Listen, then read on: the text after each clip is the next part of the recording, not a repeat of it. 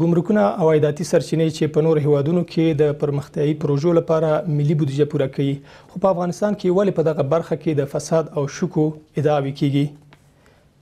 ولې د افغانستان ګمرکیات د مافیا او زورواکو له نفوذ نه خلاصيږي؟ ولې د هیواد له ګمرکونو یو جنس د بل جنس په نوم باندې محصول کیږي یا مالیه ورکول کیږي؟ کوم اقدامات وشول چې تیر مالی کال کې د افغانستان ملي عواید نږدې 190 میلیارډ افغانیو ته پورته شول؟ لا هم ولې په ځینو ولایتونو کې د اسیکوډا سیستم نه تطبیقیږي یا هغه عملی کار ترې نه اخیستل کیږي؟ د همدې سوالونو د پوښتنې لپاره د مالیې وزارت د عوایدو ګمرکونو محترم معین ښاغلی عبدالله رقیبي را سره ملمه دی چې په دې تړاو به سره خبرې کوو. رقیبي صاحب ډېره زیاته مننه چې موږ ته وخت راکړه. ډېره زیاته مننه شګیوال صاحب، تاسې نه یوه نړۍ مننه چې تاسې خپل وخت موږ ته راکړه. د تاسې له طریقه د شمشاد تلویزیون ټولو لیدونکو ته سلامونه او احترامات. ډېره زیاته مننه. کوم اقدامات چې په لویه کچه تاسې وکړل تر څو په 1990 مالي کال کې د افغانستان ملي عواید یا کورني عواید د تیر بېساري ډول لوړ شوی نږدې 190 میلیارډ افغانیو ته پورته شوی؟ عوامل څه وو؟ دې نه مخکې چې زه تفصیلي تاسې ته د عوایدو یا د اقداماتو په اړه باندې خبره وکړم، غواړم چې هغه څه چې په تیر کال کې و د هغې په اړه تاسو سره لږ بحث وکړم. 1990 مالي کال کې افغانستان اسلامي جمهوریت وتوانېده چې 190 میلیارډ افغانۍ د ګمرکونو او د عوایدو معینت کوم چې په وزارت مالیې کې قرار لري د هغې له طریقه راټولې کړي. تیر مالی کال کې موږ 3 قسمه ټارګټونه پر مخ وړل. یو هغه ټارګټ چې IMF موږ ته راکړی و چې هغه 103 میلیارډ افغانۍ وي. دوهم هغه ټارګټ چې هغه داخلي ټارګټ و او وزارت مالیه د خپلو امکاناتو ته په کتو سره د ځان لپاره تعینوي او هغې نه وروسته بیا د هغې د حصول لپاره بیا دوی اقدامات کوي. دریم هغه ټارګټ چې جلال المآب رئیس جمهور وزارت مالیې ته ورکړی و. نو الحمدلله معینت عوایدو ګمرکونه په دې باندې وتوانېد چې 2 ټارګټونه ترلاسه کړي. یو هغه ټارګټ چې IMF موږ ته راکړی و او یو هغه ټارګټ چې داخلي ټارګټ موږ ځان ته تعین کړی و. لله الحمد د کال په آخر کې موږ ټول 190 میلیارډ افغانۍ راټولې کړلې. یو څه چې په 19 مالي کال کې تفکیک کېدلی شي هغه دا چې په لومړۍ، دویمه او درېیمه روبه کې نسبت د څلورمې روبې عواید زیات و. علت دا و د فساد ضد مبارزه شوې و که ډېری شرکتونه یا مالیه ورکوونکي د کال په وروستۍ روبه کې خپل مالیات تادیه کړي؟ زما په اند چې هر کله چې قانون تطبیق سي هغه غیر قانوني کړنې یا هغه غیر قانوني کارونه چې هغه د سبب کیږي چې وطن د انزوا طرف ته بوزي، فکر کوم اصل هدف هم دا ده. نو زه فکر کوم چې موږ قانون 100% تطبیق کړی ده، په ګمرکونو کې هم موږ تطبیق کړی ده او په عوایدو کې هم موږ تطبیق کړی. یو څه نور موارد هم لکه د معافیت د 95% معافیت کوم چې د وزارت مالیې یو نوښت و تر څو چې مالیه ورکوونکي په دې باندې پوه سي چې وطن یا نظام د دې پرمختګ او د دې خلکو حمایت هم دغه اقدام د 95 سلنه نقدي جریمې معافیت سره دولت بودیجې ته څومره افغانۍ ټولې شولې؟ هغه شرکتونه چې فلج و یا د فعالیت نه درلوده بیرته ژوندي شول؟ شګیوال صاحب که په لنډه توګه درته ووایم، موږ د عوایدو سیستم داسې ده چې موږ عواید په مختلفو کوډونو کې راټولو.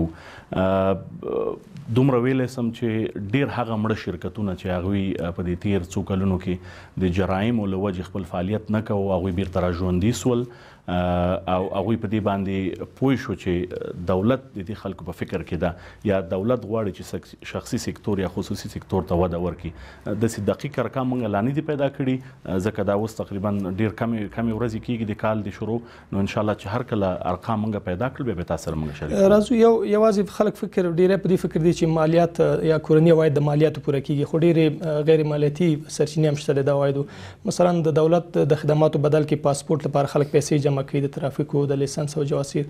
کوم غیر مالیاتي سرچینې دي چې د کورني عواید په لوړېدلی شي؟ غیر مالیاتي عواید هغه عواید دي چې هغه دولت د خپل د خدماتو په مقابل کې ترلاسه کوي، لکه د پاسپورت فیس یا د جواز سیر فیس یا د موټر د چلولو د لایسنس فیس، یا مثال په نورو وزارتونو کې د ترانسپورت د خط و سیر د کتابچې یا نور وزارتونه مثال د وزارت خارجه د ویزې فیسونه. دا هغه موارد چې دا ټول مربوطه ادارې په دې باندې مکلف دي چې دوی د خپلو اداراتو له طریقه جمعوري کړي او بیرته د دولت خزانې ته د وزارت مالیې له طریقه د کورني عوایدو څو سلنه کولی شي چې د غیر مالیاتي عوایدو نه موږ پوره کړو؟ څومره داسې مشخصا څو فیصد؟ داسې مشخصا څه ارقام موږ نه لرو، خو فیصدي ډېره زیاته کمه ده. که عمومي ډول باندې تاسې ته ووایم دې کال کې موږ تقریبا په دې باندې توانېدلي یاستو چې 9% بودیجه موږ خپل د داخلي عوایدو له طریقه موږ پوره کړو.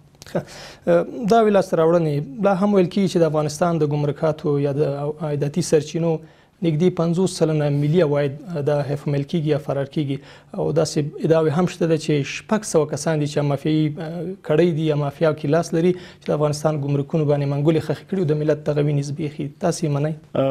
بدبختانه معینات عواید د وزارت مالیې باید په دې باندې اعتراف وکړي چې د فساد کچه په ګمرکونو کې بیخي لوړه ده. هغه اقدامات چې هغه موږ کړي دي او هغه سبب د دې کېږي تر څو چې دغه موارد موږ له منځه یوسو. یو مورد په هغې کې دا ده چې وزارت مالیه په دې باندې وتوانېدله چې د کادري په نوم یو مقرره د وزارت مالیې لپاره د کابینې نه تصویب کړي. دا مصوبه یا دا مقرره موږ سره کومک په دې کوي تر څو چې موږ خود مختاره او آزاده موږ په خپل استخدام وکړلی شو. وزارت مالیه په خپل معینیت چوکاټ کې د معینت عوایدو په چوکاټ کې یو اکاډمي د ګمرکونو په نوم باندې لري چې دا ګمرکونو اکاډمي موږ د خپلو کارمندانو د روزنې او د هغوی د صلاحیتونو او دوی ته هغه تجارب د انتقال په خاطر باندې دا اکاډمي جوړه شوې ده. د دې اکاډمي له لارې به کانکور اخیستل کیږي او هر هغه فرد چې هغه د افغانستان د مختلفو پوهنتونونو دوی فراغت سند ولري دوی به کولی شي چې په اسانه توګه باندې داخل ته راسي او امتحان ورکړي او که بیا هغه واجد شرایط او یا هغه د کامیابۍ نمره واخلي نو کولی شي چې ګمرکونو کې وظیفه واخلي. زه فکر کوم چې دا یو ښه ګام ده تر څو چې موږ هغه لاسونه چې هغه د مافیا لاسونه دي یا هغه لاسونه چې هغه د نورو مخورو یا د متنفذونو لاسونه دي چې هغه په شکل د اشکالو په ګمرکونو کې را داخل شوي دي له دغې طریقې موږ قطع کوو. یو څه چې همدا د ګمرکونو د اکاډمۍ د پرانستې خبره تاسې وکړه، د همدې اکاډمۍ پرانسته کې پخواني وزیر اقلیل حکیمي اعتراف وکړ چې په ګمرکونو کې د زور او سیاسي فشار له مخې یا مالي امکانات حتی تر 100,000 امریکایي ډالر ورکول کېږي چې یو څوک مامور شي ګمرکاتو کې، هماغه څوک چې مقرریږي بېرته ګمارونکي ته پیسې ورکوي. یعنې ګمرکاتو کې څه دي چې خلک دومره زور کوي په دومره لوړ مالي لګښت او یا فشارونو سره غواړي د عایدات له کوم ځای دي؟ زه فکر کوم دلته خبره ټوله د جوړجاړي ده. مامور له تاجر سره جوړیږي، تاجر بیرته مال کارمند سره جوړیږي او په ډیرو ناوړو لارو باندې هغه عواید د دولت هغه حیف و مایل کیږي. په دې 3 میاشتو کې چې موږ څه وکړه د هغې یوه بیلګه دا ده چې هغه څوک چې هغه د فاسد په نوم باندې یا د مفسد په نوم باندې د موږ په ګمرکونو کې موجود دي هغه موږ شناسایي کړه، هغه موږ تشخیص کړه، یا هم تغییر او تبدیل کړ او یا مجازات کړه. نو زه فکر کوم که تاسې د هرات موضوع وګورئ، موږ په هرات کې ډېر قوي تغییر راوسته، موږ په ننګرهار ګمرک کې ډېر قوي تغییر راوسته او دا لړۍ ادامه لري. کوښښ کوو چې د ګمرکونو مامورین یا د ګمرکونو کارمندان هغه د وزارت مالیې یا د افغانستان د اسلامي جمهوریت مامورین نه د اشخاصو او نه د افرادو. یو څه چې ډېر اوس هم د عامو خلکو په ذهنیت کې هم د یو خپله پخواني چارواکو مالیې وزارت هم منل د ګمرک مامورین د دولت د نور مامورینو پرتله چې یو مامور مثلا 20 کاله کار کوي حتی 10 کاله تقاعد شي، هغه څوک چې ګمرک کې مقرریږي عایداتي سرچینو کې ډیر ژر کورنۍ ژوند تغییر کوي، مثلا د کال لوکس موټر دوی سره ډیر ښه کور دی جوړوي. په همدغه تیر کال کې هم مثلا د ستونزې به وي دا نه وایي چې اوس تاسې په وخت کې څه ډول کېدای شي د داسې افرادو مخه ونیول شي ملي عواید حیف مایل کوي؟ اول خو د دې خلکو شناسایی ده چې دا خلک باید موږ تشخیص کړو، که په هره سطحه باندې، که مامور ده، که مدیر ده، که امیر ده او که رئیس ده، دا باید تشخیص شي او د دې خلکو لپاره د مجازاتو هغه قانون چې څه وایي هغه باید موږ ورباندې پلی کړو. یو ډیر بل غټ مورد چې هغه کارمند ته د ګمرک د کارمند ته هغه د فساد زمینه یا فساد فرصت ورته برابر و، هغه د معاشونو نشتوالی یا د ډیرو کمو معاشونو موجودیت و چې لله الحمد وزارت مالیه په دې باندې وتوانېدله چې د خپلو داخلي مامورینو لپاره د ګمرکونو او د ټول وزارت مالیې لپاره موږ په دې وتوانېدلو چې دوی ته ښه معاشونه منظور کړو. نو د جای د میاشتې نه د خلکو ته موږ ډیر خماشونه تصویب جوړ کړي دي دوی ته باید موږ ورکو او دین وروسته باید هر هغه فرصت چې هغه د خلکو ته د فساد په باره کې یا د فساد د برابرولو په اړه باندې برابرېږي هغه باید موږ له منځه یوسو. فکر کوئ د نوي سیستم سره چې معاشات لوړېږي د مامور هغه پیسې چې دی په ډېر لوړ عاید باندې مخته شوي دي د دغه نوي ټاکل شوي معاش سره پرته له مجازاتو یا د عدلي قضایي مراحلو نه پرته به وکولی شي چې مخې ونیسئ؟ دا د منابع بشري په اړه باندې بل خوا د سیستم په اړه باندې که تاسې ته ووایم موږ دې کال کې پلان همدا لرو چې ټول ګمرکونه په سکینرونو باندې موږ تجهیز کو په کامرو باندې موږ ټول ګمرکونه تجهیز کو او هر هغه محموله چې هغه افغانستان ته د ترانزیت په خاطر باندې راننوځي دا موږ د ردیابۍ د سیستم له طریقه دا ټریک کو. نو یو خواته که موږ منابع بشري باندې کار کوو نو بله خواته موږ باید په سیستم سازي باندې هم فساد ضد مبارزې ته مهم مسلې ته اشاره وکړله. لا هم ویل کېږي چې ځینې بار وړونکي موټر دي چې لارې د واردات افغانستان ته راوړي هغوی د ګمرک د ترانزیت په نوم تیریږي. مثلا د پاکستان نه تورخم په ګمرک راځي چې پاکستاني توکي وایي چې اسیا میانه ته وړو یا د جنوبي اسیا نه منځنۍ اسیا ته وړو له هغه لورې یقین او حیرتان کې اما هغه توکي افغانستان بازارونو کې اوبه کېږي یا پلورل کېږي. د دې کار مخه ولې نه نیول کېږي؟ که موږ وګورو د سیستم له نګاه نه یو څه ستونزې په سیستم کې شته او یو څه ستونزې په بخښونو کې موږ لرو. موږ یو ریاست د ریاست تنفیذ د قانون په نوم باندې لرو چې هغه کې موږ درې مختلف بخښونه لرو. په دې دریو امریتونو کې یو مهم امریت د استخباراتي ده، بل مهم امریت هغه د تحقیق او د تعقیب ده. دا دوه هغه امریتونه دي چې دا مړه پراته وو په دې باندې چا کار نه ده کړی. اوس موږ په دې باندې کار کوو لګیا یو چې استخباراتي هم یو امریت موږ لرو چې د دوی خلکو هغه ظرفیت لوړ کو او دا خلک موږ متحرکه کو تر څو چې وتوانیږي چې هر هغه محموله چې افغانستان ته راننوځي هغه باید موږ تعقیب کو د ترانزیت په نوم باندې چې دا په کومه لار باندې راننوته او د کومې لارې له طریقه خروج سو او ورسره په سیستم باندې هم موږ کار کوو لګیا یو چې سیستم ټریکینګ ډیوایس موږ واخلو. هر محموله چې داخل ته راننوتله هغې باندې باید موږ ټریکینګ ډیوایس ولګو تر څو چې بیرته دا خروج سوي نه دا سیستم کې موږ ته باید واضحانه ډول باندې وښیي چې دا موټر په کوم ځای کې قرار لري. پرته له شکه دغه مبارزه چې تاسو یادونه کوئ په دې کې افغانستان کې په ګمرکونو یا په عایداتي برخو کې لویه مافیا لاس لري. تاسو دغه ډول مبارزه وایي چې کوي یعنی مخې نیسو د ترانزیتي لارو یا چې څوک درغلي کوي او جنس په بل جنس باندې محصول کوي تیری یا د ترانزیت په نوم باندې په مرکزی نظام کې یعنی په لوړه کچه چارواکي ستاسو حمایت کوي په دې برخه کې وستاسو لاسنیوي وکړي چې د مافیا ضد مبارزه وکړي. خوشبختانه تاسو ته باید ووایم چې موږ د رئیس جمهور لرو چې هغه بیخي زیات جدي ده او غواړي چې افغانستان په خپل پښو ودرېږي او د هغه د یوې د ټولو ستراتیژیو نه یو ستراتیژي هم همدا ده چې 2023 کال پر باید افغانستان خودکفا سي. د هغې خودکفایي حالت ته د رسیدو په خاطر باندې چې څه کول پکار دي هغې ټول وزارتونو ته ویلي. وزارت مالیه څنګه کولی شي چې خپل عواید په صحیح او په شفافه توګه باندې راټول کړي. موږ په ډیره جګه سطح باندې د امنیت ملي ریاست سره هماهنګي لرو او په ډیره لوړه سطح باندې موږ د وزارت داخلي سره هماهنګي لرو او په ډیره لوړه سطح موږ د شورای امنیت سره هماهنګي لرو ځکه دا درې هغه ارګانونه دي چې دوی موږ سره خورا زیات کومک او مرسته کولی سي تر څو چې موږ د هغه مافیا چې هغه په ګمرکونو کې داخل دي د خلکو لاسونه لنډ کو او ګمرک او عواید د مافیا او د خپل مفسدونو کارمندانو نه پاکي کو. مننه. یو څه چې هغه د ټلیفوني خدماتو یا د موبایل خدماتو په بدل کې 10% ټیکس ولسمشر غني وضع کړ له لومړي سره د خلکو او ولسي جرګې یا ملي شورا له غبرګونونو او نیوکو سره مخ لا هم پکې د فساد ادعا کیږي. د مخابرات خانه وزیر پکې محاکمې ته معرفي شو. ولی ریل ټایم منیجمنت سیستم یا چې هغه کول شي دغه پیسو په شفافیت باندې ډیر اغیز ولري ولې نه فعالیږي؟ ستونزه چیرې ده؟ زه شغیوال صاحب تاسو ته ویلی شم چې په تیر کال کې هر اداره په دې توانېدلې ده چې هغوی خپل عواید په ښه توګه باندې راټول کړي. نو ځکه موږ 190 میلیارډ افغانۍ کلي په افغانستان کې راټولې کړې. که موږ هغه ټاپ 15 یا 6 وزارتونه وګورو نو په هغې کې یو وزارت مخابرات هم ده. په اوسط ډول باندې ویلی سم چې د 10% د کریډټ کارتونه تقریبا موږ 3 میلیارډ افغانۍ شاوخوا موږ راټولې کړي دي. زه فکر کوم لکه څنګه چې تاسو په خپلو خبرو کې ویلې د ریل ټایم منیجمنت سیستم ضرورت بیخي ډیر ده. د افغانستان که تاسو نور حالتونه وګورئ دا اوس په عام بازارونو کې تاسو وګورئ سیم کارتونه پلورل کیږي چې دا هم د موږ لپاره یو خطر ده. یا د هغه د اپډیټډ سیستمونو یا د عصري سیستمونو نه موجودیت دا هم د موږ لپاره یو غټه ننګونه ده، ځکه دا هغه موارد چې موږ سره د عوایدو په راټولولو کې ډېره زیاته مرسته کولی شي. یو څه چې پخوا هم د مخابرات پخواني وزیر سره ما په خبرې کړې وې، هغه وایي چې د مالیې وزارت دا مسؤلیت لري، ځکه هره برخه د مالیات قانون له مخې چې عاید دولت ته جمع کیږي خدمات هم باید مالیې وزارت دغه سیستم جوړ کړي.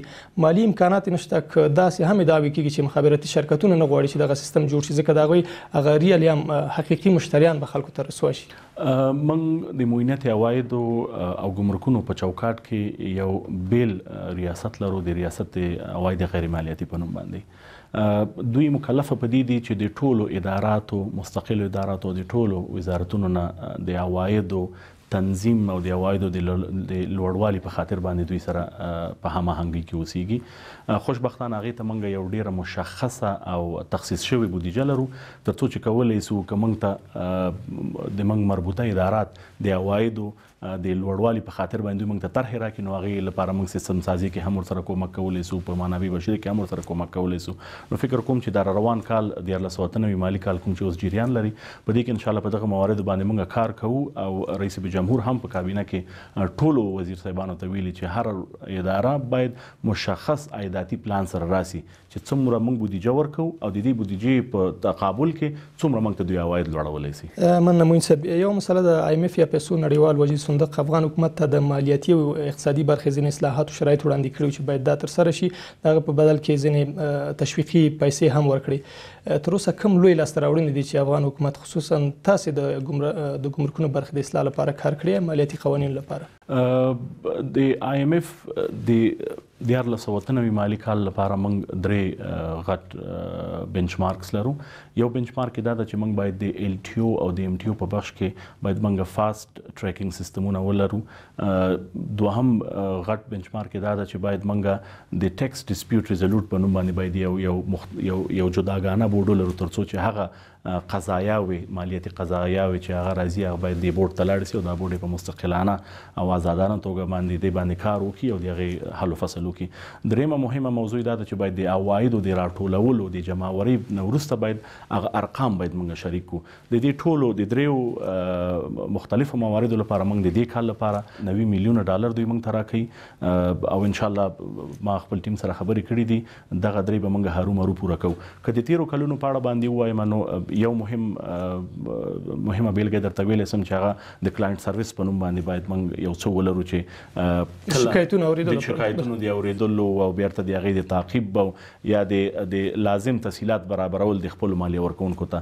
تاسې حتما خبر شوي یاستئ چې یو میاشت مخکې وزیر صاحب د مالیې قیومي صاحب د کلاینټ سروس په نوم باندې د MTO او د STO لپاره یو ون سټاپ شاپ ځای موږ جوړ کړو چې هلته یې موږ مالیه ورکوونکي کولی سي چې ډېر په اسانه توګه باندې دوی راسي، خپل هغه مالیاتي وجایب دوی ادا کړي او بیرته د خپل د جواز د تمدید په خاطر باندې دوی هغه کوم مراحل چې باید طی سي هغه طی کړي. خصوصي سکتور ځینې وخت نیوکه دا ده چې افغانستان کې هغه توکي چې دلته موږ تولید نه لرو، مثلا ادعا دا ده چې داسې قوانین مالیاتي قوانین کاپي شوي د افغانستان ته چې په شرایطو د افغانستان برابر نه دي. د مثال په توګه دوی وایي چې داسې توکي شته چې 15 سلنې پورې ګمرکي تعرفه لري د اصلي قیمت.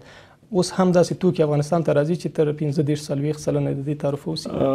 موږ د افغانستان په اسلامي جمهوریت کې یو خاصه کمیټه لرو، د کمیټه قوانین په نوم باندې چې د هغې مشري دوهم معاون د ولسمشر کوي او په هغې کې په خپله شخصي سکتور پکې عضویت لري.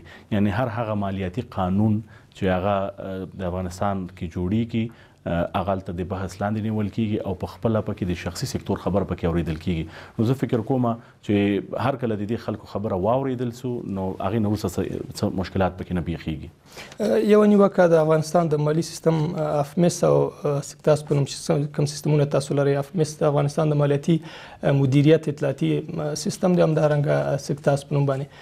دا څومره دقیق دي، څومره شفافیت د مالیاتي او عایداتي برخې تضمینولی شي، څومره پې باوري یاستئ چې دا د فساد مخه ونیسي؟ د ګمرکونو کې موږ د اساکیوډا په نوم باندې سیستم لرو، په عوایدو کې موږ د سکتاس په نوم باندې سیستم لرو، او په خزاینو کې موږ د افمس په نوم باندې سیستم لرو. که په خپله د سیستم ماهیت او نوعیت ته وګورو، سیستم هیڅ مشکل نه لري. هر کله چې اشخاص، هغه مفسد اشخاص چې هغه غواړي چې سیستم باید غلط استفاده ترې نه وکړي نو هغوی دا کار یوه کوي. غوښتنه مو بخښئ د خصوصي سکتور همدا ده چې دوی سیستمونه نوي کوي، اما هغه څوک چې سیستم یا کمپیوټر ته ناست هغه په فساد کې لاس لري، یعنې مفسد اشخاص دي. که سیستم هر څومره پرمختللی یا مډرن شي خو بیا هم اشخاصو اصلاح پکار ده. دې دپاره به څه وخت کار کوي؟ د تیر کلونه موږ وګورو زیاتره موارد داسې راځي چې موږ شخصي سکتور ګرم ګڼو، سیستم ګرم ګڼو چې سیستم صحیح کار نه کوي یا شخصي سکتور موږ سره همکاري نه کوي. دا کال موږ دا اراده کړې ده او د موږ وزیر صاحب او رئیس جمهور په دې باندې بیخي قاطع دي چې هر هغه مورد کې چې یا شخصي سکتور پکې داخل اوسېږي چې هغه د فساد خبره یې پکې او یا پکې د مامور یا کارمند پکې اوسېږي، یعنې فساد دوه اړخیز دی. خصوصي سکتور که لاس ورنه کړي مامور نشي کولی. دواړه اړخه باید موږ هغه قانون چې باید په دوی باندې نافذ باید موږ په دوی باندې نافذ کړو. او زه تاسو ته بیلګه هم درکولی سم، په دې تیرو څلورو میاشتو کې موږ ډېر قوي تغییر د هرات په ګمرک کې راوسته، ډېر قوي تغییر موږ د ننګرهار په ګمرک کې راوسته او دا لړۍ ادامه لري. وروستۍ پوښتنه دا چې د اسکوډا سیستم ډېر پرمختللی او د مالیاتو او عوایدو ګمرکونو لپاره ډېر پرمختللی سیستم دی چې شفافیت یا روڼتیا تضمینولی شي، خو داسې دا وشته ده چې مافیا نه غواړي په ګمرکونو کې دغه سیستم 24 ساعته فعال وي، ځکه د هغوی ګټې یا د هغوی هغه کوم غیر قانوني عواید چې دي هغه د ننګول کېږي. ستونزه چیرې ده؟ ګمرکونو کې چې کوم سیستم موږ استفاده ترې نه کوو هغه د اساکیوډا په نوم باندې ده او خوشبختانه که تاسې په دغه منطقه کې چې افغانستان قرار لري تاسې وګورئ دا د هغه عصري ټکنالوژي نه یوه ټکنالوژي ده. بدبختانه دا ویلی شم لکه څنګه چې مخکې هم وویلی په دې باندې موږ اعتراف کوو چې مافیا هم په ګمرکونو کې لاسوهنه کوي او د چا په توسط لاسوهنه کوي، د ما د خپل مامور په توسط لاسوهنه کوي. نو دا کال 1498 مالي کال باندې موږ دا اراده کړې ده او پلان هم همدا ده چې موږ سیستمونه په کلي ډول باندې په صحیح توګه باندې تطبیق کړو او هر هغه څوک چې هغه د افغانستان د عوایدو د هایف و مایل معجب ګرځي هغه باید موږ له منځه وباسو. ډېره زیاته مننه د مالیې وزارت د عوایدو او ګمرکونو معین صاحب. ډېره زیاته مننه.